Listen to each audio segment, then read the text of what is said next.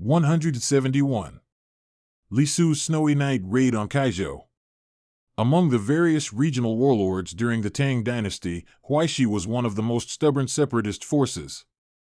In 814 AD, Wu Xiaoyang, the military governor of Huaishi, passed away, and his son, Wu Yuengji, proclaimed himself the new ruler.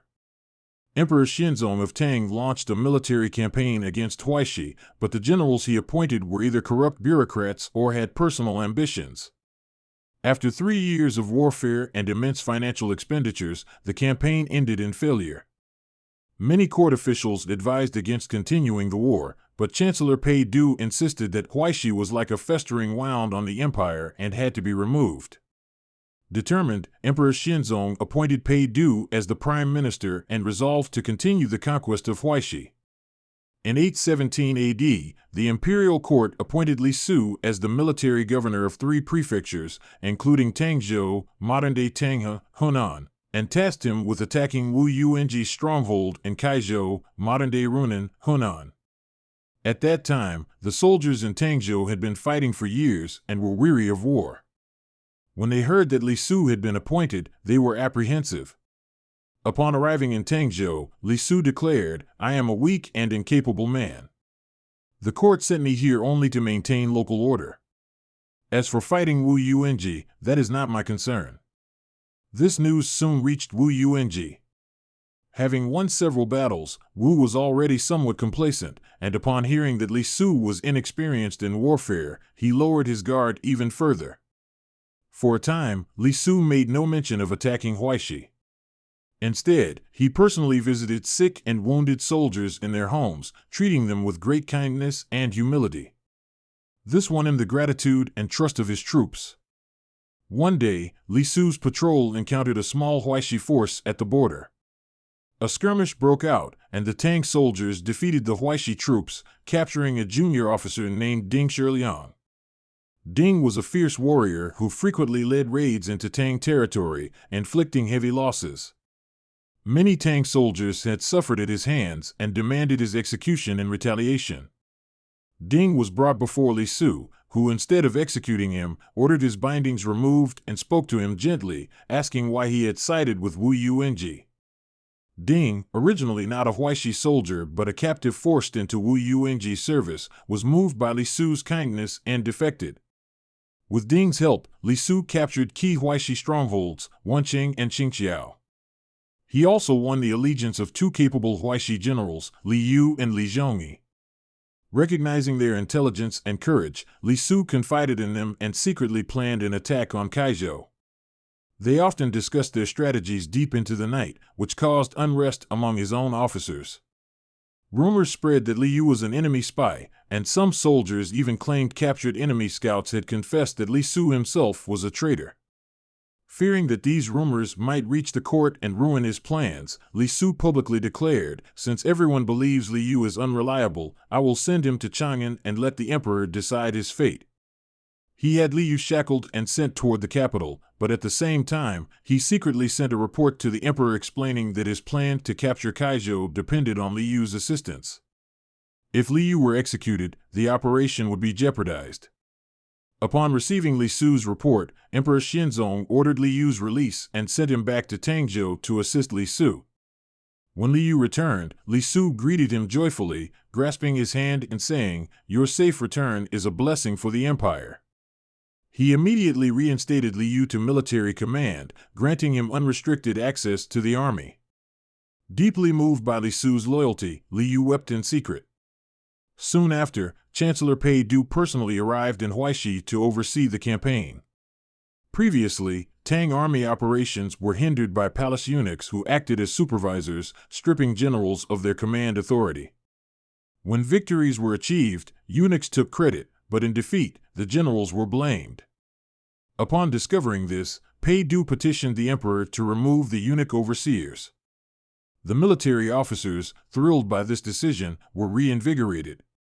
Li Yu then proposed a daring plan. Wu Yuengji's elite forces are stationed in Huaiziu, modern-day Shangshui, Hunan, and along the outer borders. The troops guarding Caizhou are mostly old and weak. If we strike directly at Caizhou while his main army is away, we can capture Wu Yuanji with ease. Li Su secretly reported the plan to Pei Du, who approved, saying, "Warfare is about seizing the element of surprise. Proceed as you see fit." Li Su then ordered Li Yu and Li Zhongyi to lead a vanguard of 3,000 elite soldiers, while he followed with the main army. Only a select few knew their true destination. When asked where they were marching, Li Su simply replied, "Keep moving east." After traveling 60 miles, they reached Zhangchai village, where the Huaishi defenders were caught off guard and swiftly eliminated. Li Su left a small force to hold the village and block the road to Huaixiu, then ordered his troops to continue marching overnight. When his officers again inquired about their destination, Li Su finally declared, to Caizhou, to capture Wu Yuanji. Some officers who had previously suffered defeats under Wu Yuanji turned pale with fear. The supervising eunuch, terrified, even burst into tears, exclaiming, "We've fallen into Li Yu's trap." That night, under a fierce northern wind, snow fell in thick, heavy flakes. The road from Zhangchai village to Caizhou was an unfamiliar path, causing great hardship for the troops. However, Li Su was a strict commander, and none dared to disobey orders. By midnight, after marching 70 miles through deep snow, the army reached the outskirts of Caizhou. Nearby, a pond filled with geese and ducks masked the sound of their movement. Li Yu and Li Zhongyi led their troops in scaling the city walls using footholds they carved into the stone. The Huaishi sentries were fast asleep, and the Tang forces swiftly overpowered them. The soldiers spared only the night watchman, ordering him to continue striking his watch drum to avoid raising suspicion. Then, they opened the city gates, allowing Li Su's army to enter. By dawn, the Tang forces had seized Wu Yuanji's outer compound. Unaware of the invasion, Wu Yuanji remained sound asleep. A Huaishi soldier rushed in, crying, "Disaster! The imperial troops are here." Wu Yuanji, still drowsy, dismissed the warning, believing it was merely a prisoner uprising. Only when another soldier reported that the city gates had been breached did he grow concerned. Still, he assumed it was just a group from Huaixiu requesting winter clothing. As he got up, he suddenly heard a loud military order being relayed, by order of the chancellor, followed by a thunderous chorus of responses from thousands of soldiers. Terrified, he asked, "Who is this chancellor? How did he end up here?" Realizing the situation, Wu Yuanji and a few loyal guards climbed the walls in an attempt to resist. Li Su, knowing Wu Yuanji still had 10,000 elite troops in Huaixiu, sent envoys to persuade their commander, Dong Zhongji, to surrender. Seeing that the tide had turned, Dong surrendered. Tang forces continued their assault on the inner compound, capturing the armory. As Wu Yuanji's resistance persisted, Li Su set fire to the southern gate, aided by local civilians who had long suffered under Wu Yuanji's rule. By sunset, the final defenses crumbled. With no other choice, Wu Yuanji surrendered. Having achieved total victory, Li Su sent Wu Yuanji in chains to Chang'an and reported his success to Pei Du. The capture of Wu Yuanji and the fall of Huaishi shook the warlords of Hebei, prompting them to submit to the imperial court. The long-standing chaos of regional warlord rebellions was, for the time being, brought under control. 172. Han Yu opposes the reception of the Buddha's relic. After relying on Pei Du and Li Su to suppress the Huaishi rebellion, Emperor Xianzong of Tang felt immensely proud. To commemorate this great victory, he decided to erect a memorial stele. But who would compose the inscription? It so happened that Pei Du had an aide, Han Yu, who was highly skilled in writing and had accompanied Pei Du on the Huaishi campaign. Emperor Xianzong thus ordered Han Yu to draft the stele of the pacification of Huaishi. Han Yu was a distinguished writer of the Tang dynasty, hailing from Heong, modern-day Ming County, Hunan. He believed that since the Wei, Jin, and northern and southern dynasties, literary culture had declined, and the prevailing style of writing was overly ornate, obsessed with parallelism, but lacked genuine sentiment. Determined to reform literary style, he wrote many essays that had a profound impact during his time. His advocacy and practice of prose reform were seen as both a revival of ancient traditions and an innovation, leading to what was later called the classical prose movement. Along with Lu Zongyuan, Han Yu was considered one of the pioneers of this literary movement. In addition to his literary talent, Han Yu was known for his outspokenness and willingness to remonstrate with the emperor. Shortly after completing the stele of the pacification of Huaishi, he found himself embroiled in another controversy that offended the court: Emperor Xinzong's devotion to Buddhism. In his later years, Emperor Xinzong became increasingly devoted to Buddhism. He heard that in Feimin Temple in Fengxiang, there was a sacred pagoda known as the Pagoda of the True Body for protecting the nation, which enshrined a bone fragment said to be a relic of Shakyamuni Buddha's finger. Every 30 years, the relic was publicly displayed for worship, with the belief that such veneration would bring favorable weather, prosperity, and peace to the empire. Convinced by this belief, Emperor Xinzong dispatched a grand delegation of 30 officials to Feimin Temple to ceremoniously transport the Buddha's relic to Chang'an. First, the relic was enshrined in the imperial palace before being transferred to a temple for public veneration. Seeing the emperor's enthusiasm, both believers and non-believers among the court officials sought to participate. Some donated large sums to secure a viewing, while others, unable to afford such offerings, demonstrated their devotion by branding their foreheads and arms with burning incense as a sign of piety. Han Yu's opposition to the Buddha's relic. Han Yu, a staunch opponent of Buddhism, was deeply dissatisfied with the extravagant and wasteful ceremony. He submitted a memorial to Emperor Xinzong, urging him to abandon such superstitions.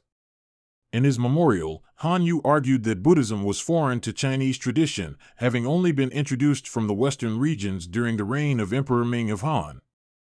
Furthermore, he asserted that throughout history, dynasties that embraced Buddhism had all suffered short reigns, proving that Buddhism was unreliable. Upon reading the memorial, Emperor Xinzong flew into a rage. Summoning Chancellor Caizhou, he declared, Han Yu has slandered the imperial court. He must be executed. Caizhou immediately pleaded on Han Yu's behalf, and the emperor's anger gradually subsided. However, he remained indignant, saying, Han Yu claims that I have gone too far in my devotion to Buddhism, which I can still forgive. But he also says that all Buddhist emperors have had short lifespans. Is he not cursing me? For that alone, I cannot spare him. As more officials interceded on Han Yu's behalf, Emperor Xinzong ultimately decided not to execute him. Instead, he demoted Han Yu and exiled him to Caizhou, in present-day Guangdong, as a provincial governor. Han Yu's exile to Caizhou. The journey from Chang'an to Caizhou was long and arduous. Han Yu, alone and exiled to a remote frontier, endured untold hardships along the way. Upon arriving in Caizhou, Han Yu, reflecting on his misfortune, also turned his attention to the struggles of the local people. He summoned the local officials and inquired about the hardships faced by the common folk. One official reported, "The land here is barren, and the people live in great poverty."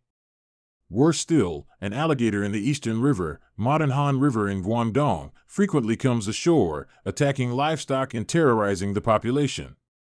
Han Yu responded, "If that is the case, we must find a way to eliminate it." Yet, as a scholar, Han Yu neither wielded a sword nor practiced archery. How could he possibly hunt down an alligator? Instead, he composed a famous essay, Memorial on the Alligator, and had it read aloud at the riverbank. He then ordered a pig and a sheep to be slaughtered and thrown into the water as an offering to the alligator. In the memorial, he commanded the alligator to leave the river within 7 days, or else the people would resort to strong bows and poisoned arrows to exterminate it. A superstitious ruse? Han Yu, who did not believe in Buddhism, certainly did not believe in the supernatural power of an alligator. His proclamation was merely a strategy to reassure the people and bolster their confidence. By sheer coincidence, after this event, the alligator was never seen again. The locals, believing that the governor's decree had taken effect, felt reassured and resumed their daily lives without fear. Han Yu served as governor in Caizhou for 1 year before being recalled to Chang'an, where he was appointed head of the Imperial Academy, Guizijian, the highest educational institution in the empire.